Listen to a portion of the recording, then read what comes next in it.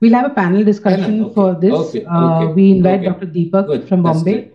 Yes, sir. Dr. Deepak from Bombay, Dr. Soumya Darshan Naik from Cuttack, and Dr. Atmaram Bansal sir from Gurgaon. Pravar Pasi sir, over to you. So I have a small question regarding this. I was once talking to a group of psychiatrists, and I was introducing them to this autoimmune encephalitis. And I told them about the prodrome period and subsequently when the patients come up with psychiatric symptoms.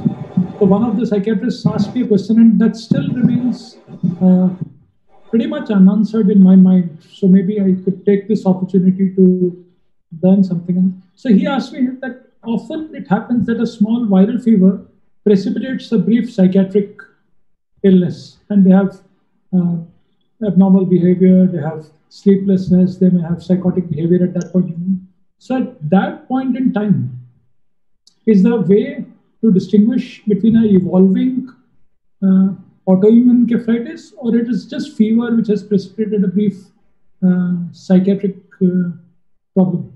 So are there some inputs which I can get from uh, some inputs that I can get regarding Well, this? actually, we brought 5, 6 which were definitely positive for NMDA, and majority of the young female had same presentation like febrile illness, then behavior issues, then seizures, at times landing into status. So this particular pattern of fever and then psychosis, we should always think as because new onset psychosis with febrile illness, we should always suspect this autoimmune as first possibility.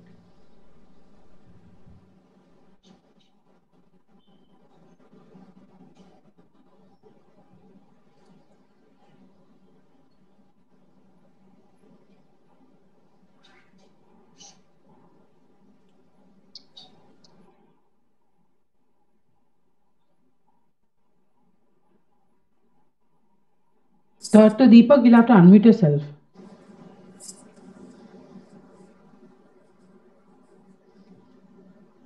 He is unmute, but still his Mic voice. issue is there. Yeah. Mic issue is there with him. Yeah, Ankush, am I audible? Yes, sir. Yes, sir. Yeah, a very nice presentation. Actually, the pathophysiology part you clarified so beautifully. Just one comment I would like to ask. How common is febrile illness preceding this autoimmune encephalitis, NMDR, vice versa to this HSV encephalitis? Febrile illness. So there are 3, 4 beautiful papers which has delineated what is the difference between viral encephalitis with prodromes as versus the autoimmune encephalitis with prodrome. They have not found any difference in these two kind of patients. So viral prodrome followed by psychiatric illnesses will not differentiate these patients from patients who are having HSE with herpetic encephalitis, or because most of these are preceded by these kind of viral prodrome. The other thing, there is no difference between these two. The similar kind of presentation, not much of difference between these two entities. The other thing which the panelists had asked is whether this viral prodrome, in which patients this will ultimately lead to NMDR encephalitis, and in which there would be only a what we call as reactive psychosis after a viral illness. Again, there are two papers which have told something called as form first of NMDR encephalitis. They have looked at out of that cohort which never developed the encephalitic part had still had an anti-NMDR receptor antibodies in their CSF. But these are all ongoing studies. It's a very recent disease, recently detected over in probably in 2005, 2007. They have come up with this disorder, and still the people are learning more about these things. Probably over the period of time we've been wiser.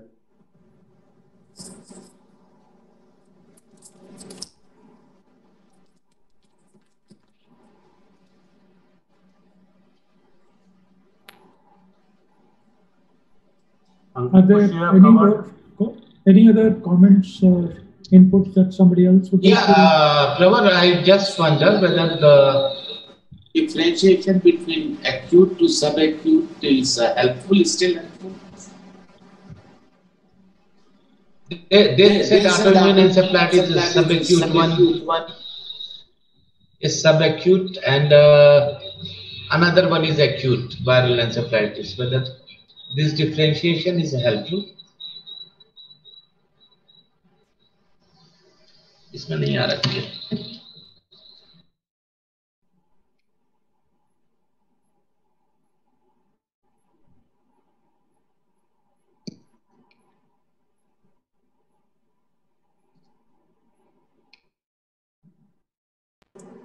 Hello.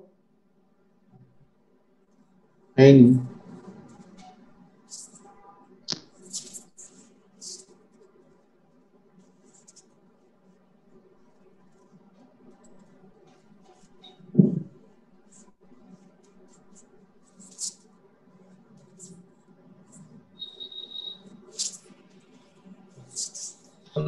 वाला mic देखें.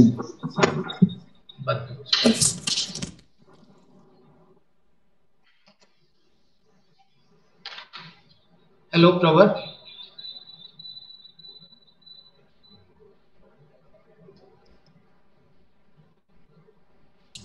Yes, I can hear you.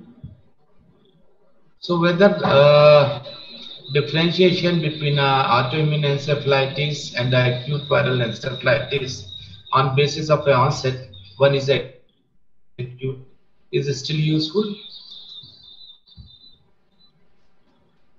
I think Dr. Ankush will take up that question, but I think the one autoimmune encephalitis which occurs after HSV encephalitis, you get two humps. You get two peaks. Once the first peak of encephalitis and the first period of worsening which occurs, that is because of the actual HSV viral encephalitis. Patient settles down, patient is coming out, and after that you get another encephalitic episode, and that is the time when you start suspecting that was it resistant or is there something else. But now we understand it very clearly that the second wave, if I can use that word, the second wave which comes, that is probably the immune-mediated pathology, immune-mediated damage to the brain which is going on. And I stand corrected by Dr. Sharma, but that's my current understanding of post-HSV immune-mediated encephalitis. Dr. Sharma, would like to comment on that? You mean me? That's right. Sorry, I'm nobody to comment what you have said.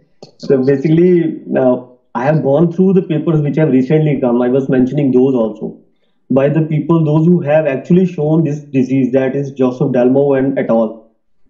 And subsequently another group which is working on this. They also want to know whether it can be differentiated from other encephalitis, most prominently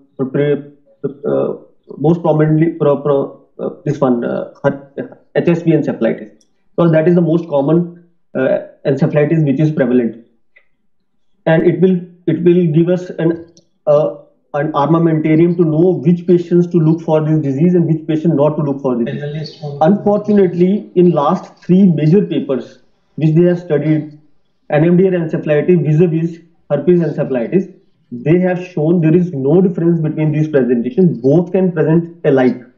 So presently, even the time duration will not differentiate between these two patients. This is what I have understood from these papers. Probably I might be wrong or might be proven wrong over a period of time with new papers.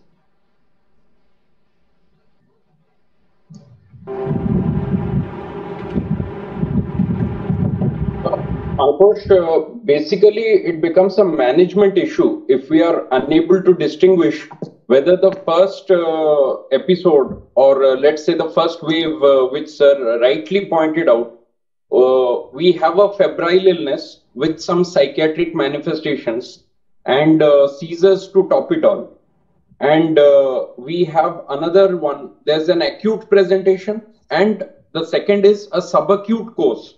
Where we have the second wave, And do you think the management will differ, or we'll start with both antivirals as well as these steroids and immunomodulators in both the cases? Or you think the first case we deal as NKF viral NKF, if we have a second wave, then we go for immunomodulators? And I will second your thought. I think that is prudent. If there is definitive HSV encephalitis and it has been proven through CSF and that clinical course is consistent with that, treat as a viral encephalitis first.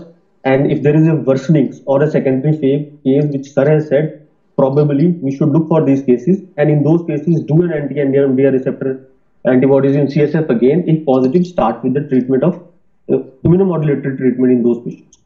I think that would be the logical conclusion. Thank you. Right. So I think if Dr. Sanjay allows, we can go on to the third talk. Yeah. There is a one more question for Dr. Buchiraju and Dr. Suresh Gupta from my side. What's the point in getting any antibodies titer done when the treatment is same for all autoimmune encephalitis? It's a bucket kind of treatment. Why have to get a VJKC, MPA, CMPA, and so many antibodies when the management is same?